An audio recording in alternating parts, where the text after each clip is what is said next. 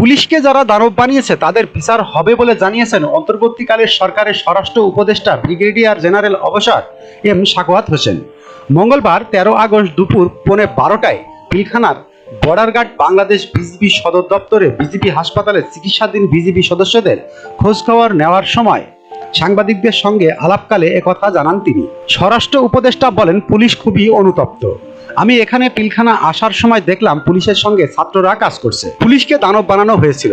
যারা এটি করেছে তাদের অবশ্যই বিচার হবে। তিনি বলেন, একটু সবুর করেন, সরকারি অ্যাকশন নিতে গেলে অনেকগুলো প্রসেস আছে যেগুলো টপাটপ করা যায় না, সুতরাং ধৈর্য ধরতে হবে।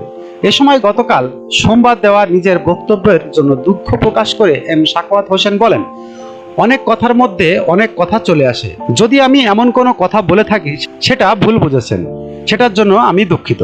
সাংবাদিকরা এরপর 15 আগস্ট ছুটির বিষয়ে জানতে চাইলে তিনি বলেন, এখনো কোনো সিদ্ধান্ত